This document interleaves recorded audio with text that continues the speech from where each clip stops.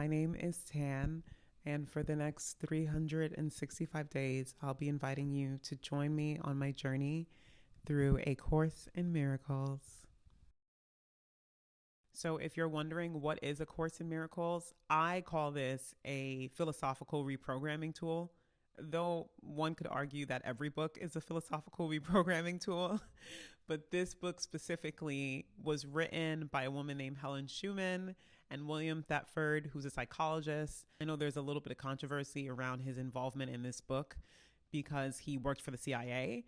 And from what I understand and what I've seen in my research, he was also directly involved with the MK Ultra project. And Helen got this download. This is how she describes it, this download from Jesus Christ about an understanding of divine love and how that plays out in our lived experience on this planet. So that might be a little off-putting for some people. And I guess a secondary disclaimer to add to that would be if you're sensitive to anything Christ-related or sort of Christianese in nature, if you're working through deconstruction or anything like that, this might not be a journey you're ready for yet. My strategy for A Course in Miracles is pretty simple, actually. There are not 365 chapters to exactly match each daily lesson, but I'm going to try to swing it so that I'm reading one chapter between 2 days. So I'll be reading it the first day, meditating it on the second. So that way I'm reading a chapter every other day, and I'll be doing the lesson one every day because there's 365 lessons. I think I'm going to be doing week recaps for the most part, just because of my schedule. But if there's time where I have time to do more than one video a week, I'll absolutely be uploading and sharing whatever insights I've learned. My check-ins will be on Sundays. And yeah, I'm so excited to do this. And for anyone who stumbles across this video and you decide you want to join me, you can join at any point in the year. I want this journey to exist as a future guide or evidence for anyone else who decides to do this long after I've completed it. It started with my quarterly vision board. I do these vision boards quarterly, so I stay up to date and refreshed with my plans for the year and how I want things to feel. And for the last year, I redid my vision board and I came across this Pinterest image, which I'll put here. And when I read this, something about it, I didn't know what miracle I was expecting or even asking for. And I have a very iffy relationship even with the word miracle because I grew up with my mom watching Benny Hinn and stuff like that. If you know, you know. But something about it really struck me. So I just put it dead center on my vision board and I'm like, whatever the miracle's supposed to be, it'll reveal itself. And then a few days later, I ended up stumbling across this course online, but from Miriam Hasna, who I adore. She's one of these great spiritual teachers you can find online. Her work is incredible. And during a talk she did on magic and manifestations, she mentioned this book, A Course in Miracles. And that was my first time hearing about it. So, I'm curious. I went and just started looking to see if I could see the text anywhere and get a sample of it. Turns out the whole thing is online. I started reading through the first chapter of the text, not even getting into the lessons yet. And just the first chapter of the text, it disturbed me in the best way. It was challenging my idea and sort of image of reality. And anything that does that for me, I love. I'm like, even if I don't agree with it at the end, I just love going down the rabbit hole of another version of reality. So once I saw the first chapter of that text, I knew that this was a rabbit hole that I wanted to go down. And I knew that it was an experience that I wanted to document. I've tried other similar courses, I guess, like Artist Way is a popular one. It didn't really resonate with me. That could be because of my ADHD, but I know because of the way my energy runs, I have to feel full body excitement about something for me to commit to it. And in this instance, I felt that.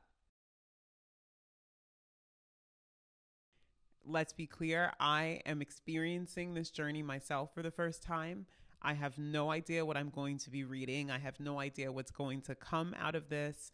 I don't have all the answers, but I will be dissecting and analyzing and sharing any of the insights or the answers that I receive in the course of completing this book. That being said, I've written down some of my goals for what I hope this book and the journey of reading through this book will bring to me. My first being, I would love to give my subconscious new thoughts to return to. I think one thing I've learned in my nearly 10 years of therapy that I invested in was you can only use what you have in here. So if the toolbox does not have the information or the insight for any given situation or crisis or season of change or growth, you will default to the tools that your parents gave you. So I'm a big fan of introducing new tools into my life. That's why I love reading. I don't exclusively read self-help books, by the way, just to kind of put that out there. I love fiction and fantasy. A lot of my growth and spiritual growth and the downloads I receive have come from sci-fi dramas and things of that nature. So I don't believe that you have to necessarily be constantly reading and eating and taking in all of this therapy talk and psychological stuff. But every once in a while, if I stumble across something that's interesting like this, I like to go down the rabbit hole and see what comes out because I love reprogramming my mind.